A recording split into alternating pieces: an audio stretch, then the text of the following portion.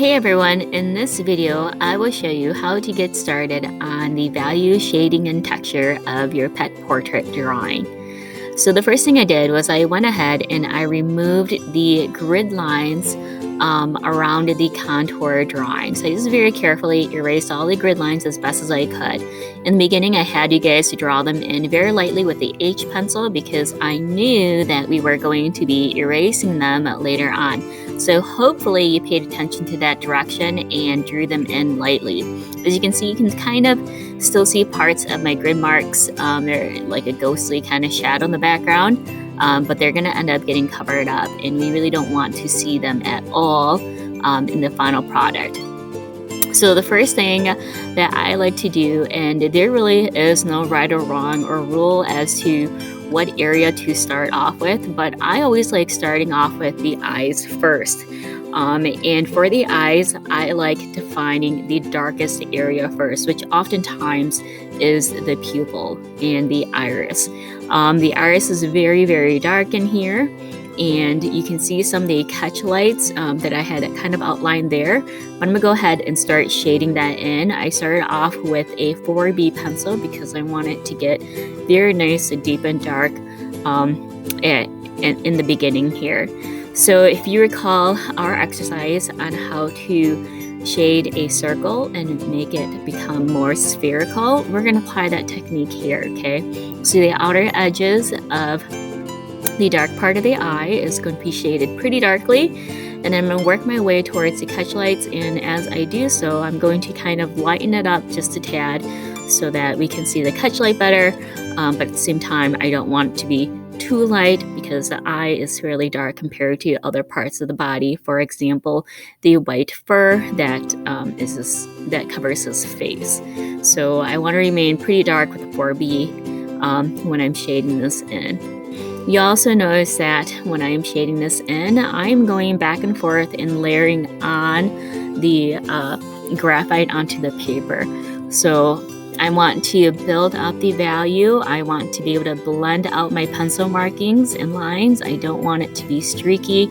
I want it to just look very rounded and spherical, and I don't want any distractions. And so I'm layering it, I'm building up the value, and then I'm slowly kind of going into other areas and kind of determining what else is dark there.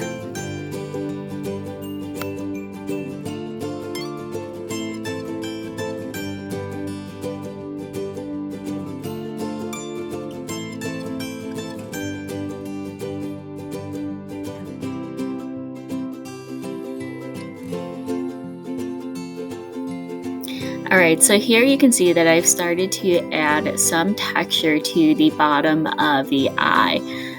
Typically, hair will kind of grow outward from where the eye is or where the nose is, and depending on how the hair grows or in what direction it's flowing, that's what you should be trying to mimic when you are drawing the texture for the hair. So the hair is growing outward from the eye area, and I'm using my 4B pencil to kind of mimic the direction of the hair growth, the length of the hair, as well as the hair pieces, individual strands themselves. So for hair, you want to make sure that you have a thick base when you put your pencil down, and then you kind of flick your wrist to allow the ends to become more tapered.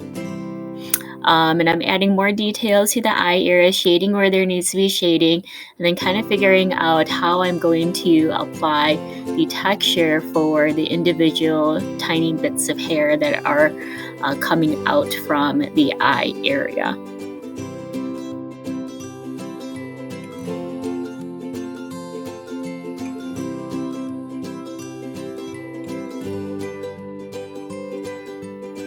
So Looney has a mixture of light colored fur and dark colored fur. The fur around his eye is very dark, but then it switches over to a very light color or white. And for those areas, I want to switch over to 2H pencil.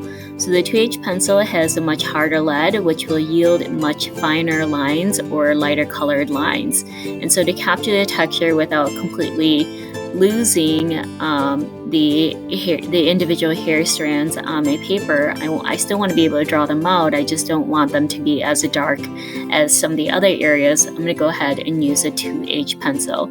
And so I'll be switching back and forth between the 4B pencil, which will give me a much darker result to represent his darker fur, and the 2H pencil for the lighter colors or the white hair.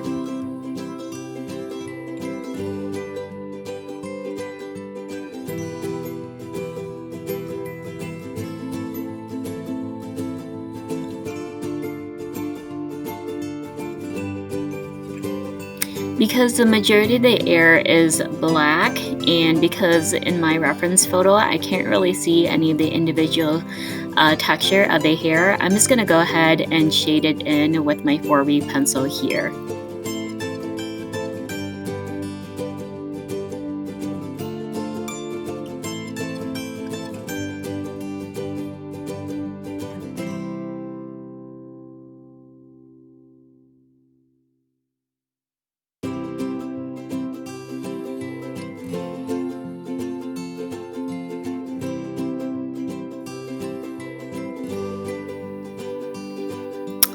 This patch on his face here is going to transition over to the lighter area, so I'm going to kind of fade out where my line is separating the two here, and start drawing in some lines to kind of blend it into the white texture of the fur on his face.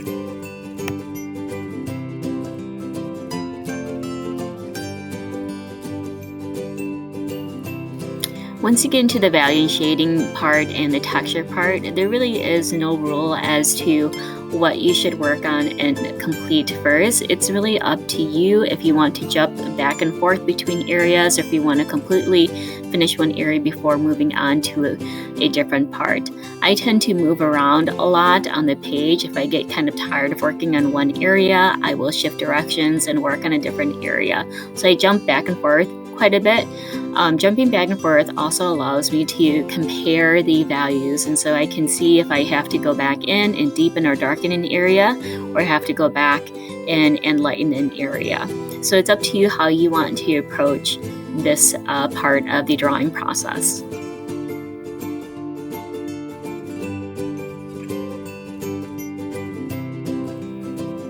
Drawing tiny little lines to represent texture or hair is really kind of a tedious process, and you may have to take several breaks in between. But I assure you that this is what is going to capture, it's really going to help you capture your pet very well. So stick with the process, continue with it, be patient with it, and take plenty of breaks to help you get through the tediousness of it.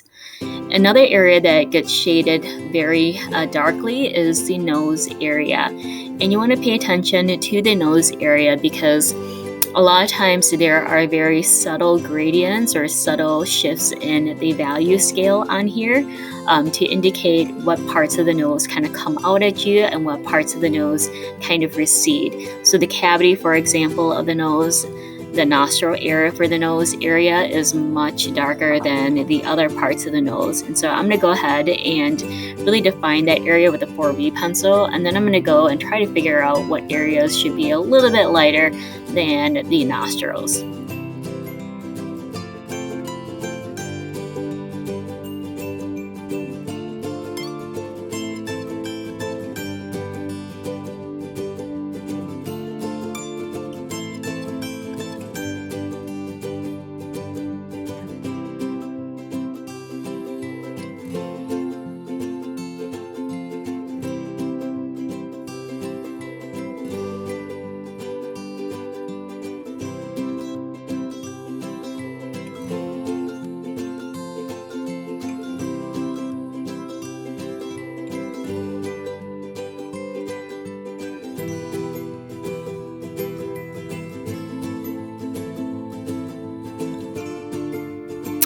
Okay, so I've worked my way over to the mouth area here, and I'm shading it pretty dark because that's how it looks like in my reference picture.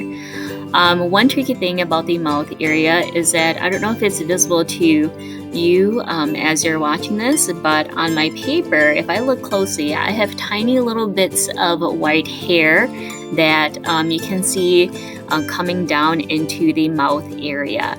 And that can be really difficult to capture at times. So I'm going to try to take my eraser here and use my eraser as a drawing tool to erase little areas in the shaded part of the mouth to capture the triangular bits of hair that come into that darker space. And so I've erased an area, and I'm going to go back in with my pencil, and I'm just going to kind of outline where I might have tiny little bits of white hair.